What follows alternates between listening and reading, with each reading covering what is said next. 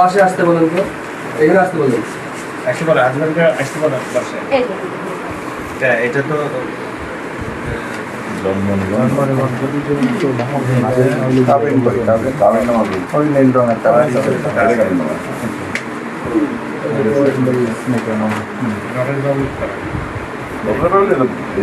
Registration of marriage. Notary তো আসলে এটা ইয়া না, এর কোনো কাবিন নামা কিছু আছে? এই সরকারি ডকুমেন্ট তো কাজীর যে ডকুমেন্ট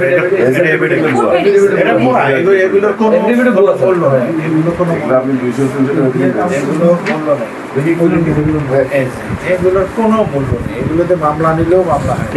ইংলিশ রুমটা দেখি, বুম মাইক্রোফোন। এছাড়া আর কোনো ব্যাপার আছে আপনাদের? ইয়ে আছে? Can you speak English? কি বলে Why are you staying here? শেষ করতে আমাদেরকে শেষ করে ইয়ে আছে কি বলে আপনার যে আমাদের কি বলে রেজিস্ট্রেশন পেপারটা দেয় কি বলে আরে কাবির নামা যেটা কাজী কাজী কাজীর কোন পেপার আছে? তোমার ফেস যাবে না, তুমি আমার মোবাইলের মেয়ে, তুমি আমার মোবাইলের মেয়ে। এই শোনো, শুনে নাই। আসসালামু আলাইকুম।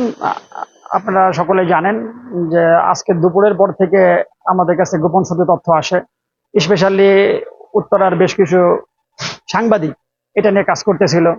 তার পরবর্তীতে আমরাও এটা নিয়ে গোপন তথ্য সংগ্রহ করি এবং পরবর্তীতে আমরা এবং থানা পুলিশ যৌথভাবে সেখানে যাওয়ার পরে আমরা এই ঘটনার সত্যতা পাই এবং সেখানে দুজন চাইনিজ নাগরিককে আমরা দেখতে পাই এবং একই সাথে থেকে 4 জন মেয়েকেও আমরা সেখানে পাই।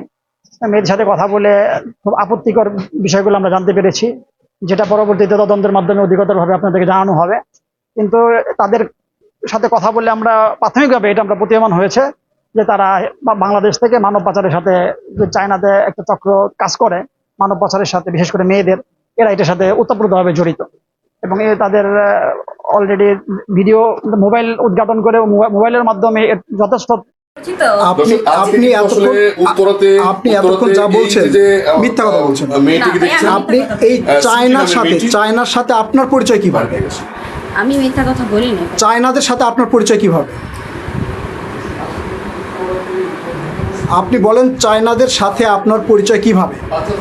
ও আমাদের মানে আমার হাজবেন্ডেরই পূর্ব পরিচিত বন্ধু বান্ধব। আপনার হাজবেন্ডের সাথেও তো আপনার পরিচিত হতে হয়েছে, কিভাবে কিভাবে পরিচয় হয়েছেন? আপনার হাজবেন্ডের সাথে আপনি পরিচয় হলেন কিভাবে? আমি চাকরি করতাম। সেই কিসে চাকরি করতেন? ধারাবাহিকতা এই যে মেয়েটিকে আপনারা দেখছেন এখন, এই মেয়েটি কিন্তু আসলে এই পাচার চক্রের প্রধান বলে আসলে জানা গিয়েছে। এই যে কোথায় বাংলাদেশের চাইনিজ রেস্টুরেন্ট কোথায়? এখন না, বন্ধ হয়ে গেছে 11 নম্বর সেক্টরে। এই যে মেয়েদেরকে আপনি এখানে নিয়ে এসে বিয়ে দিচ্ছেন, মেয়ের কোনো গার্জিয়ান আসছিল? হ্যাঁ, গার্জিয়ান আসছে, ওনার আব্বু আসছে, ওনার ভাই আসছে। ওনার আব্বু কখন আসছে আমি জানি, ওনার আব্বু কখন আসছে আমি জানি, এবং ওনার আব্বুকে যখন দেখতে গেছে সেটাও আমি জানি। ঠিক আছে, অন্তত আমার কাছে মিথ্যা বলবেন না, আমি ডিটেইলস জানি। আপনি তো ওনারে পরিচিত। আমি বলি, আপনি যখন হচ্ছে মানে বিয়ে পড়াইছেন, বিয়ে করার পরেও যখন এখানে দীর্ঘদিন ছিল, তারপরে হচ্ছে ওর বাপকে দেখতে গেছে অসুস্থ, এরপরে ওর বাপ এখানে আসছে, আপনি বিয়ে পড়ালেন কিভাবে? মানে বুঝলাম না, কথাটা আবার বলেন, রিপিট করেন। ওই ফাতেমা নামের যে মেয়েটা, সেই মেয়েটা আপনার এখানে আসছে, ঠিক আছে না? ওনাকে আগে আসছে, আপনার সাথে পরিচয় আপনার মাধ্যমে আসছে। ওনার এক বান্ধবীর মাধ্যমে আমার এখানে। সেই বান্ধবীর নাম কি? ফাতেমাই বলতে পারবে। আপনি দীর্ঘ সময় ধরে কিছু বলবেন। আপনি বিয়ের আগে ওই মেয়েকে এখানে নিয়ে আসছেন, নিয়ে আসার পরে মেয়ে ছিল এখানে, থাকার পরে এই ছেলেকে নিয়ে তার বাপের কাছে গেছেন আগে, কিন্তু বিয়ের আগে কিন্তু নিয়ে আসছেন। আমি বলি দুই চাইনিজ সহ মোট 4 জন নারীকে আমরা এই বাসার মধ্যে পেয়েছি। ওই মেয়েটা খবর পেয়ে এই মেয়েগুলোকে আপনি বলি, এই মেয়েগুলোকে নিয়ে যাওয়ার প্রক্রিয়া হচ্ছে, প্রথমে নিয়ে যাবে নেপাল, বোরকা পরে, আপনি বলেছেন, রেকর্ড আছে, বোরকা পরে নিয়ে যাবে নেপাল, নেপাল থেকে তাদেরকে ওখান থেকে চায়নাতে নিয়ে আসবে। এটা কোন প্রক্রিয়া? এটা আপনি বাংলাদেশের কোন আইনে এটা করেছেন? না, নেপাল যাবে কেন? হ্যাঁ, নেপাল ঘুরতে যাইতে পারে হাজবেন্ডের সাথে। ভিসা করেছেন? না, এখনো ভিসা আসেনি। ভিসা হয় নাই? পাসপোর্ট হচ্ছে? হ্যাঁ, পাসপোর্ট জমা দিয়েছেন কোথাও? না, পাসপোর্ট হাতে। দেখি পাসপোর্টগুলো বের করেন তো। যার মেয়ের হাতে আছে।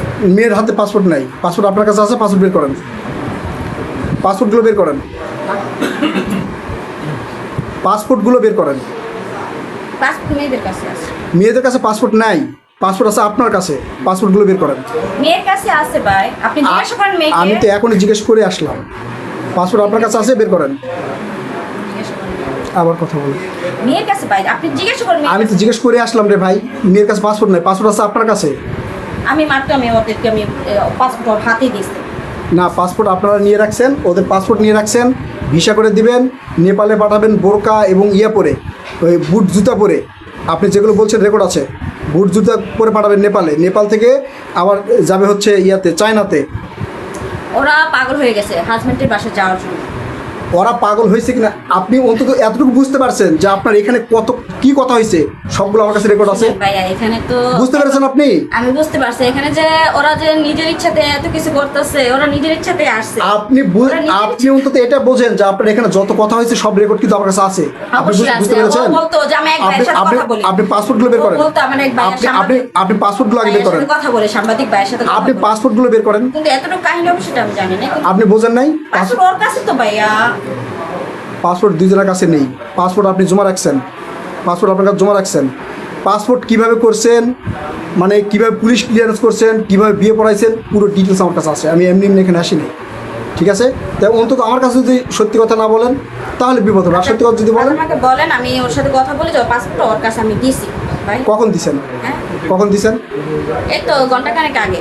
ঘন্টাখানিক আগে দিছেন পাসপোর্ট? আগে পাসপোর্ট আপনার কাছে রাখছিলেন? আমার তো পাসপোর্ট তখন তো